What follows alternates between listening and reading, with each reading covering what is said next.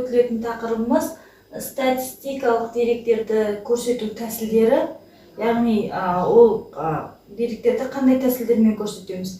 Бағанды диаграммамен, сызықтық диаграммамен, сосын графиктік диаграммамен және дөңгелектің секторлары арқылы көрсететін болады екенбіз. Соған екі мысал алдым, алғашқы екеуіне. Яғни бағандық диаграмма. Мына көріп тұрғандарыңыздай, бұл математика пәнінен бақылау тапсырған бір сыныптың алған бағалары бойынша бағанды диаграмма. Көріп тұрғанымыздай, бағандардың арасы бірдей арақашықтықта болу керек. Біріншісі оны істеу үшін бағандардың арасы міндетті түрде бірдей арақашықтықта болу керек.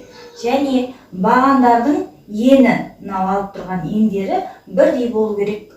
Біреуі үлкен ені, біреуі кіші деп алуға болмайды. Жіңішке, жуан қылып бірдей аламыз.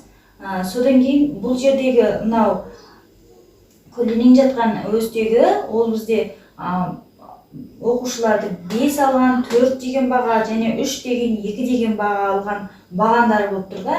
Ал мына жерде соның саны 5 алғандар нешеу? 5-еу, 4 алғандар 14, 3 алғандар 10, 2 алғандар 2 оқушы 2 алыпты. Солай біз алдымен бұл есепті айтады. Осылар неше оқушы 5, неше оқушы 4 алды, соларды анықта дейді бірінші тапсырма бойынша. Сонымен бірінші тапсырманы орындағанда біз жаңағы бағанды диаграмманың өзіне қараймыз да, содан кейін қай диаграмма қаншаға сәйкес келіп тұр, соны нақты тауып алу керекпіз. 5 алған оқушылардың бағаны мына жерде сәйкес келіп тұр нешеге? 4 пен 6-ның дәл ортасына келіп тұр. Онда 5 деген баға алған оқушылар саны 5-еу екен. Ал 4 деген баға алған оқушылар саны неше екен, соны көрейік. Сызғыштың көмегімен 4 деген баға алған оқушылар ол 14 екен. 3 деген баға алған оқушылар нешеу дейді. Онда 3 деген бағаны аламыз, сол бағаның төбесіне барамыз, сосын y өсімен сәйкес келіп тұрған санды табамыз. Ол нақты 10-ға сәйкес келіп тұр екен ме? Бұлай сызып алсам да болады. 10-ға сәйкес келіп тұр екен, онда 10 оқушы 3 деген баға алып отыр екен. Ал неше оқушы 2 алды дегенде 2-ге сәйкес келіп тұр екен. Онда 2 оқушы бізде 2 алып деген. Міне. Осылай бірінші сұраққа жауап беріп болдық. Дайын тұрған бағанды диаграммадан пайдаланып сұрақтарға жауап беріп болдық. Екіншісі айтады, сыныпта сынып оқушылардың неше пайызы 5 алды, неше пайызы 4 деген бағаны алды дейді. Ондай болса біз 5 алғандар саны 5-еу, 4 алғандар саны 14, 3 алған 12, сол бойынша біз жалпы сыныпта неше бала бар, соны тауып аламыз осы жерден. Жалпы сыныптарда 12, 26, оған 5, 31 бала екен. Жалпы оқушы бізде сыныпта 31 бала, бәрін қостым. Енді 5 алған бала 5-еу, 31-дің 5-еу неше пайызын құрайды? Ол үшін не істейміз? 5-ті 31-ге бөліп, 100 пайызға көбейте салуға болады. Ал 5 алғандар табу үшін. 4 алғандар табу үшін 14-ті 31-ге бөліп, 100 пайызға көбейте салуға болады. Солай олардың неше пайыз алғанын табуға болады екен. Енді осы жерде нақты сан шықпайды. Біз микрокалькуляторды қолдансақ, онда бірден табасыңдар калькулятордың көмегімен. Ал есептеу үшін кішкене жуықтымамен аламыз. Сонда бұл жерде 16 пайызы сыныптың, ал 4 алғандар ол 45 пайызы болады екен. 45 пайызы. Мен алдын ала есептедім. Сол бойынша қойып тұрдым. Бұл жоқ шамамен, өйткені 16 бүтін бірдеме, о 45 бүтін бірдеме деп тұр. Мен жоқ шамамен алдым. Сонда екі сұраққа да жауап беріп болдық деген сөз. Яғни сыныптың 16 пайызы 5-ке оқиды екен, ол 5-ке оқыпты осы бақылау бойынша, ал 45 пайызы 4-ке оқыпты деген сөз.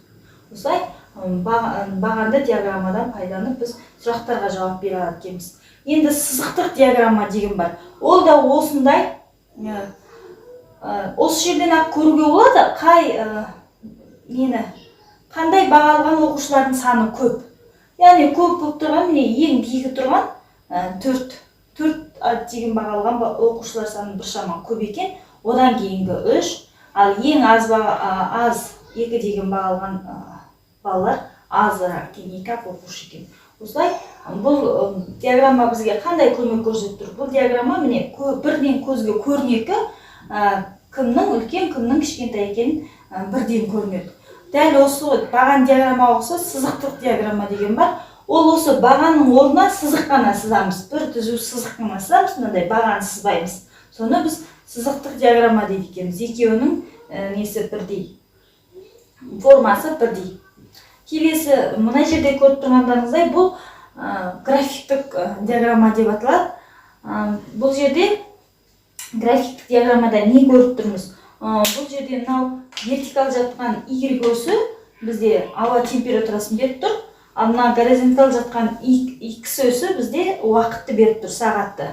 Бұл бір тәулік ішіндегі бір тәуліктегі бір қаланың ауа райы мәліметтер екен. Сол кезде ол қыстан көктемге өтетін мезгіл болса керек. Сонымен мына жерде қараймыз, түнгі сағат 2, ауа температурасы -4 беріп тұр. 6-да 2 мен 4-тің арасында тұр екен, -3 градус. Сағат таңғы 8-де -1 градус. Кішкене жылынып бара жатыр, өйткені күн шығып келе жатыр. Солай әрбір сағат сайынғы уақытқа байланысты температураны тауып алуға болады. Сол кезде бізден сұрайды, бір тәуліктегі ең жоғары температура нешені көрсетіп тұр. Онда бізге көріп тұрғандай осы нүктелердің ең жоғарысында тұрған осы нүкте, ол сағат нешеге сәйкес келіп тұр? Сағат түскі 14-ге сәйкес келіп тұр екен. 14. Мынау нүктенің сәйкес келіп тұрған жері. Бұл 14 екен.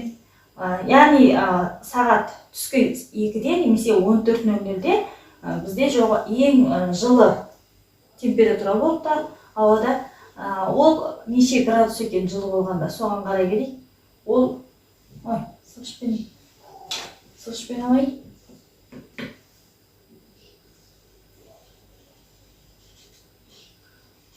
Ол менде 7 градус шамасында екен. Яғни сағат 14:00-де 14 сағатта бізде ауа температурасы 7 градус шамасында плюс көрсетіп тұр екен. Ең жылынған уақыт екен.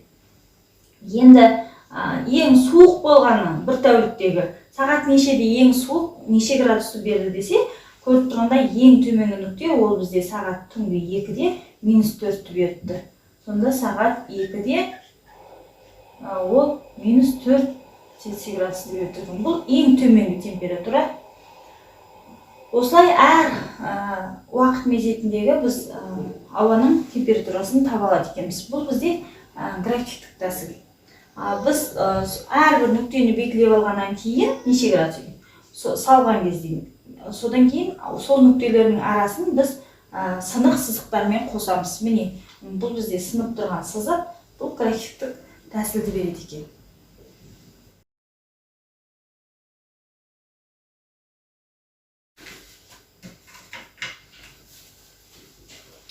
Олай болса, келесі үшінші есепті қарастырайық. Үшінші есепті айтады, дәрігердің кеңесі бойынша бір адамның тәуліктік тамақтану кезеңдерін 4 кезеңге бөлген тамақтың барлық тамақтану мөлшерін.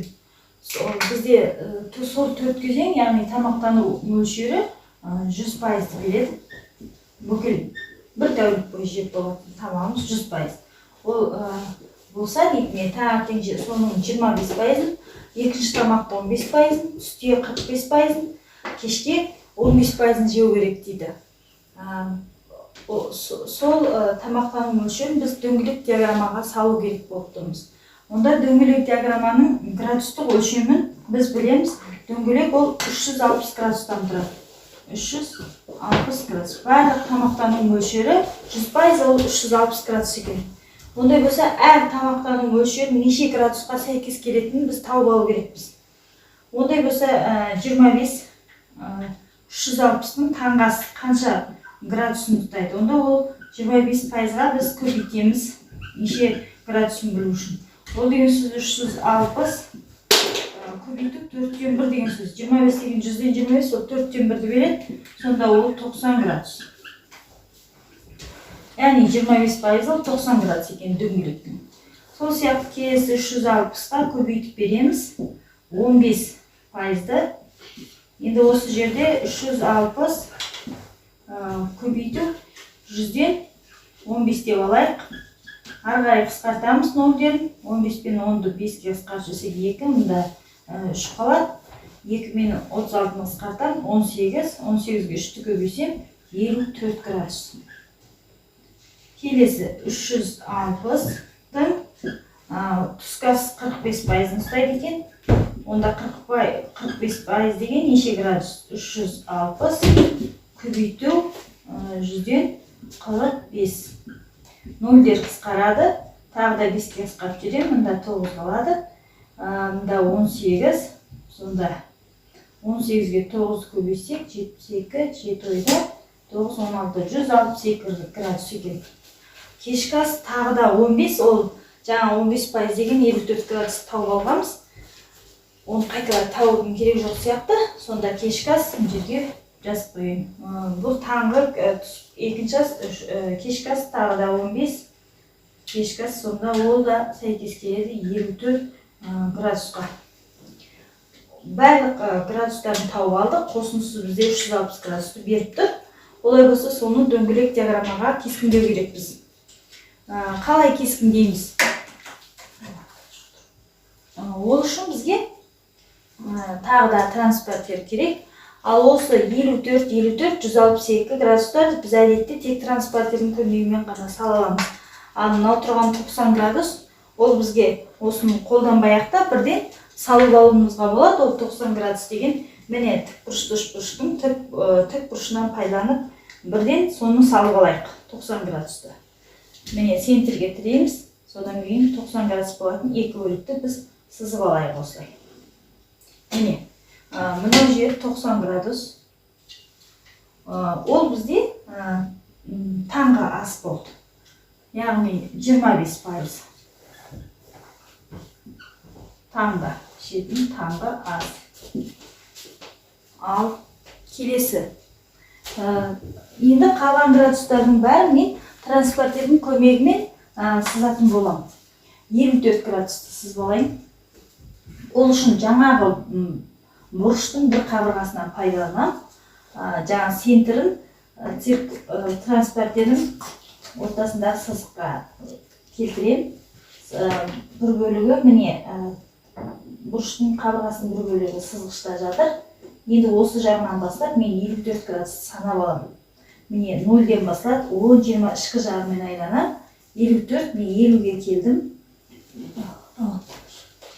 54, 50-ге келсем, арғай 4-деу санап алам. Мұна жерге 4-деу. Бұл нүкте белгілеп алғаннан кейін, осы нүктемен центрді қосатын кесінді салам. Бірақ дөңгелектен асырып жүрмейді. Осы жерден тоқтайым. Бұл бізде 54 градус. 54 градус ол бізде 15% болады. 15% бұл екінші тамақта пайдаланамыз. Дәл солай келесі 54%-ды тауып алуға болады. Немесе бірден 162-ні тауып алуымызға да болады. Мен екінші 54-ті көрсете бермей, 162-ні қалай табуға болады, соны көрсетейін. Тағы да міне мынау қабырғанымен сызғышпен келтірем. Центрі мына жердегі жаршеңбердің центріне келтіріп алам. Енді маған 162 градус керек. Ондай болса бізде міне қабырға мына жақта болғанда мен сыртымен айланам. 10, 20, 30, 40, 90, 160 деген ол доғал бұрыш, сондықтан кетіп отырып 160-қа барам. Тағы да екеу керек, 162. Сол жерді белгілеп алам. Содан кейін центрмен сол нүктені тағы қосам, әлме дөңгелектен шықпау керекпін. Міне. Осы жерден тоқтайым, сонда мынаған дейін менде 162 градус, ол 45. Бүкіл тамақтың 45%, яғни қай уақытта ішіледі, түсте көбірек тамақ жейді екен адамдар. Ал мынауында қалған жартысын табудың да өлшеуге қажеті жоқ, себебі бәрі қосылғанда 360-ты береді ғой. Ондай болса, мынау қалған жартысы 15%, яғни 54 градусты беріп тұр. Бұл кешкі ас. кешкі ас. Енді осы дөңгелек диаграммадан не байқай аламыз? Яғни осы көрініп тұрған дөңгелек диаграммадан бірден білеміз, адамдар түскі асқа көп мөлшерде тамақ жейтін екен. Ал кешкі және таңғы аста 25%, ал кешкі мен екінші аста сәл аздау тамақтану керек екен. Осылай есепті дөңгелек диаграммаға беріледі. Осы диаграмманы бір-бірінен ажырату үшін мынау секторларды басқа түсті бояулармен бояп қоюға болады. Осылай. Бұл есептегі маңызды нәрсе не? Бұл есепте жаңағы барлығы жалпысы 100% болса, ол 360 градусқа сәйкес келетінін біле отырып, әр кезеңдегі пайыздардың 360 градустан неше үлесін ұстап тұр, соны тауып алу керек. Сол бойынша жаңағы транспортердің көмегімен дөңгелектің ішіне сол градустарды дұрыстап өлшеп салып шығу керек.